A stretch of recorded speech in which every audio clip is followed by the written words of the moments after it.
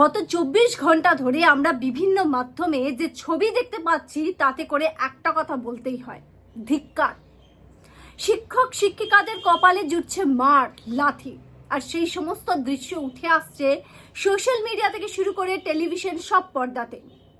মাথা হেট হয়ে যাচ্ছে যে এই সমাজে আমরা বাস করি, যেখানে শিক্ষকদেরকে নিজের চাকরি ফিরে পেতে রাস্তায় নামতে হয়, আন্দোলন করতে গিয়ে পুলিশের লাঠি খেতে হয়। নীরব দর্শক হিসেবে আমাদের সবকিছুই দেখতে হয়। তবে এই চাকরি হারারাও কিন্তু বলছেন যে তারা কিন্তু থেমে থাকবেন না, এই সমস্ত বিষয়ের শেষ দেখে থাকবেন। কেন বলছেন?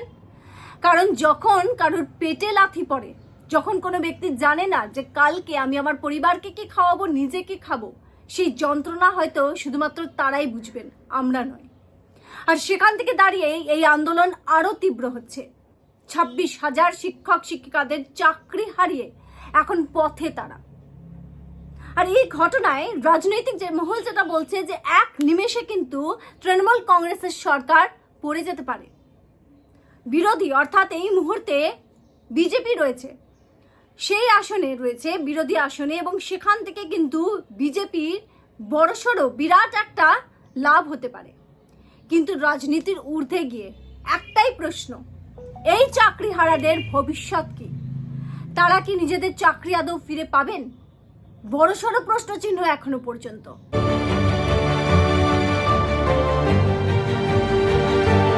নমস্কার, দ্য পাবলিক পোল ব্রেকিং নিউজে আপনাদের প্রত্যেককে স্বাগত। যা ছবি দেখছি আমরা, রীতিমতো চিন্তা কিন্তু প্রত্যেকটা বঙ্গবাসীর বাড়াচ্ছে। পথে নেমে শিক্ষক শিক্ষিকারা নিজেদের আন্দোলন চালাচ্ছে, আর তাদের ওপর রীতিমতো পুলিশ চড়াও হচ্ছে। তাদেরকে আটকাতে তাদের ওপর সবকিছু করা হচ্ছে, মামলা থেকে শুরু করে মার কোথাও কিন্তু আটকে নেই। তবে বড়সড় প্রশ্ন, এই 26,000 লোকেরা যদি তাদের চাকরি ফেরত না পায়, তাহলে বাংলার ভবিষ্যৎটা কি হবে?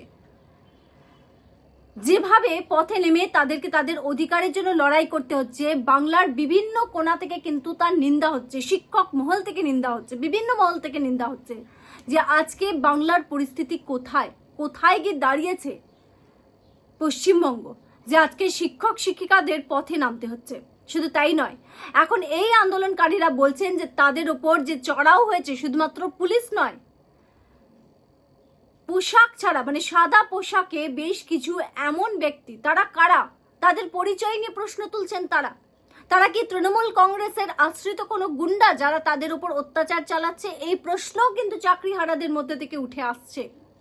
এবং তাদের দাবি যে রাজ্যের মুখ্যমন্ত্রী মমতা বন্দ্যোপাধ্যায় যেন তাদের সামনে আসেন আর গিয়ে রীতিমতো তাদেরকে বলেন, তাদের কথা শোনেন, এবং আগামী দিনে এই চাকরি হারাদের ভবিষ্যৎ কি, রাজ্য সরকার তাদেরকে নিয়ে কি ভাবছে, কি করতে চলেছে, সেই সমস্ত কিছু যেন স্পষ্ট করা হয়। যা বোঝা যাচ্ছে যে তারা কিন্তু কোনো অনুদান নিতে রাজি নয়, কারণ এই 26,000 যারা চাকরি হারা, তাদের মধ্যে একাধিক এরকম ক্যান্ডিডেট রয়েছে যারা কিন্তু রীতিমতো কষ্ট করে চাকরিটা পেয়েছিল, যারা কিন্তু রীতিমতো সারা জীবন নিজেদের পড়াশোনা নিজেদের পরিশ্রম দিয়ে চাকরিটা পেয়েছে। তাদের কপালেও আজকে কিন্তু মার জুটছে। তারা কিন্তু খেতে পারছেন না, কাল পরিবারকে কি খাওয়াবেন সেটা জানেন না। সুতরাং দাবি তো উঠবেই।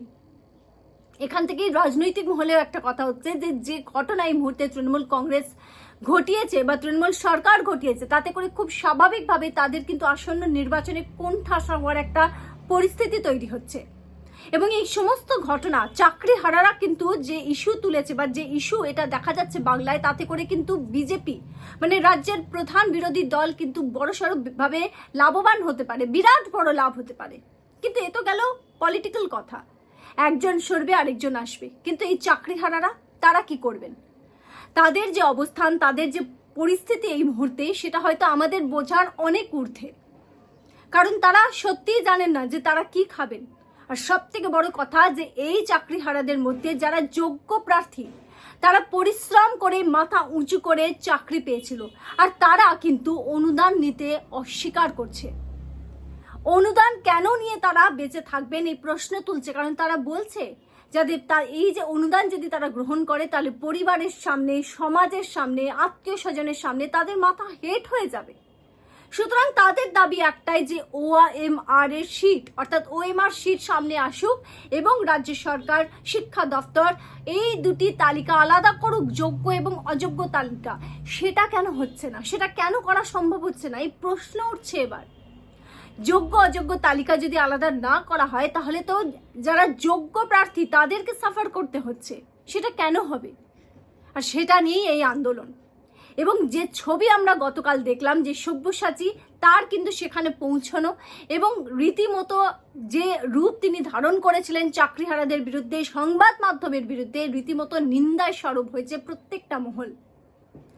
চাকরিহারা তারা যারা ওদের মধ্যে এই সমস্ত 26,000-এর মধ্যে যারা যোগ্য প্রার্থীরা রয়েছে তাদের যন্ত্রণাটা হয়তো বোঝা আমাদের সম্ভব না, কিন্তু তাদের সঙ্গে এই ব্যবহার, তাদের বিরুদ্ধে যেটা আমরা এখনো পর্যন্ত সূত্র মারফত জানতে পারছি যে গতকালের ঘটনার পর পুলিশ তাদের বিরুদ্ধে মামলা রুজু করেছে। সরকারি সম্পত্তি ক্ষয়, নষ্ট করা, সরকারি কাজে বাধা দেওয়া, এই সমস্ত অভিযোগ কিন্তু আনা হয়েছে তাদের ওপর। কিন্তু তাদের তরফ থেকেও বলা হচ্ছে যে যতক্ষণ শেষ নিঃশ্বাসটা, প্রাণটা তাদের মধ্যে থাকবে তারা কিন্তু এই আন্দোলন চালিয়ে যাবেন। কারণ তারা বলছেন যে সমাজের কাছে এই ঘটনার পর তাদের মাথা হেট হয়ে গেছে। বিভিন্ন মহল থেকে, সমাজ থেকে এই প্রশ্ন আসছে যে তুইও কি এইভাবে চাকরি পেয়েছিলি? যোগ্য অযোগ্য মিলেমিশে একাকার, আর সেখানে যোগ্যরা প্রতিদিন তাদের সম্মান হারাচ্ছে সমাজ। এর থেকে কালো দিন কিন্তু আমাদের সমাজের কাছে হতে পারে না, যখন সেই দৃশ্য আমরা দেখছি যে শিক্ষক শিক্ষিকারা পথে নেমে নিজেদের অধিকারের লড়াই লড়ছেন আর তাদের ওপর পুলিশ চড়াও হচ্ছে, পুলিশ তাদেরকে মারধর করছে, সেই ছবি সামনে আসছে। নিন্দনীয় ঘটনা। এর আগে অন্য কোনো রাজ্যে ঘটেছে কিনা আমার অন্তত জানা নেই। এবং এই রীতিমতো এই ছবি দেখে গোটা রাজনৈতিক মহল কিন্তু এই ঘটনার সমালোচনা করছে যে কেন শিক্ষা দপ্তর এই দুটো তালিকাকে আলাদা করতে পারছে না। বিভিন্ন ধরনের প্রশ্ন কিন্তু এই মুহূর্তে তৃণমূল কংগ্রেসের ওপর উঠছে যে কেন তারা পারছে না এই সহজ কাজটা। এটা করে দিলেই তো যারা যোগ্য প্রার্থী তারা কিন্তু নিজেদের চাকরি ফিরে পাওয়ার একটা সম্ভাবনা তাদের কাছে থাকতে পারে, যদি আদালতে সেই প্রমাণগুলো জমা পড়ে, নথিগুলো জমা করে রাজ্য সরকারের পক্ষ থেকে করা হয়, তাহলেই তো সমস্ত কিছু স্পষ্ট হয়ে যাবে। কিন্তু রাজনৈতিক মহলের একাংশ যেটা তৃণমূল কংগ্রেসের রীতিমতো সমালোচনা করে বলছে যে তৃণমূল কংগ্রেস সেটা করতে চাইছে না। যোগ্য অযোগ্য তালিকাটা ইচ্ছাকৃতভাবে কিন্তু প্রকাশ্যে আনা হচ্ছে না, তাতে করে তৃণমূল কংগ্রেসের অনেক ঘনিষ্ঠরই তারা যে টাকা পয়সা দিয়ে চাকরি পেয়েছে সেটা প্রমাণিত হয়ে যাবে। এবং যখনই সেটা প্রমাণিত হয়ে যাবে সেই ক্যান্ডিডেটগুলো কিন্তু ক্ষোভে ফেটে পড়বে তৃণমূল কংগ্রেসের বিরুদ্ধে, আর সেখান থেকেই কিন্তু তৃণমূল কংগ্রেসের ভোট বাক্সে একটা প্রভাব পড়তে পারে আসন্ন 26-এর বিধানসভা নির্বাচনে। আর এখান থেকে একটা প্রশ্ন উঠছে, তাহলে কি সত্যিই নিজেদের ভোট বাক্স বাঁচাতে গিয়েই শিক্ষা দপ্তর বা তৃণমূল কংগ্রেসের সরকার তারা কিন্তু যোগ্য অযোগ্য প্রার্থী তালিকাটাকে আলাদা করতে ভয় পাচ্ছে? শুধুমাত্র রাজনৈতিক প্রফিটের জন্যই কি OMR সিটটাকে প্রকাশ্যে আনা হচ্ছে না, যোগ্য অযোগ্যদেরকে আলাদা করা হচ্ছে না? প্রশ্ন উঠছে। রাজনৈতিক মহল বলছে যে একেবারেই, এবং সেই কারণেই কিন্তু এমন সিদ্ধান্ত। কারণ যদি এই সিটটা সামনে চলে আসে তাতে করে রীতিমতো স্পষ্ট হয়ে যাবে যে একাধিক তৃণমূলের ঘনিষ্ঠরা হোক কিংবা অন্যান্যরা যারা কিন্তু বেআইনিভাবে এই চাকরিটা পেয়েছে, বেআইনিভাবে নিজেরা সেই পদ আটকে বসে রয়েছে, আর তাতে করে কিন্তু অনেকটা ব্যাকফুটে চলে যাবে তৃণমূল কংগ্রেস। আর এই গোটা পরিস্থিতিতে সব থেকে বড় বা সব থেকে ভালোভাবে বিরাট বড় যে লাভবান হবে সেটা হচ্ছে বিজেপি। এবং সেই ভোট বাক্সকে মাথায় রেখেই কিন্তু OMR সিটটা এই মুহূর্তে প্রকাশ্যে আনা হচ্ছে না, এই কথাও কিন্তু রাজনৈতিক মহলে আলোচনা চলছে। তবে এই চাকরিহারাদের পরিস্থিতি কি? এবার কি এই চাকরিহারাদেরকে দেখে গোটা বাংলা তৃণমূল কংগ্রেসের থেকে মুখ ফিরিয়ে নেবে? তৃণমূল কংগ্রেসের ভোট বাক্স কি ফাঁকা হয়ে যাবে নাকি নয়, যা আছে যেমন আছে সেইভাবেই চলবে? বিজেপি কি এই ইস্যু থেকে চূড়ান্ত লাভবান হবে? হতে পারে এই ইস্যুর মাধ্যমেই কি বিজেপি বাংলায় ঘুরে দাঁড়াবে, পদ্ম ফুটবে এখানে বাংলায়? সব কিছুর সামনেই বড়সড় প্রশ্ন। কিন্তু সব শেষে সব থেকে বড় প্রশ্ন হচ্ছে যে এই চাকরিহারারা যারা যোগ্য প্রার্থী তাদের ভবিষ্যৎ কি হবে, তাদের পরিবারের ভবিষ্যৎ কি হবে? বাঙালি হিসেবে আজকে সত্যি মাথা হেট হয়ে যাচ্ছে গোটা বাংলার বাসিন্দাদের। আশা করব আগামী দিনে যোগ্য প্রার্থীরা যেন যোগ্যভাবে নিজেদের চাকরি ফিরে পায় এবং গোটা বাংলা আমি শিওর যে গোটা বাংলা এই মুহূর্তে কিন্তু রাজ্য সরকারের কাছে আমরা অনুরোধ করব যাতে এই সমস্যার বড়সড় একটা সুরাহা যাতে করা হয় এবং যারা যোগ্য প্রার্থী তারা যেন নিজেদের যোগ্য পদ যোগ্য সম্মান ফিরে পায়। এই গোটা বিষয় নিয়ে আপনাদের মতামত কি অবশ্যই কমেন্ট সেকশনে কমেন্ট করে জানাবেন। দেখতে থাকবেন the public pole breaking news. আবার একটা নতুন ভিডিও নিয়ে দেখা হবে আপনাদের সঙ্গে। ভালো থাকবেন।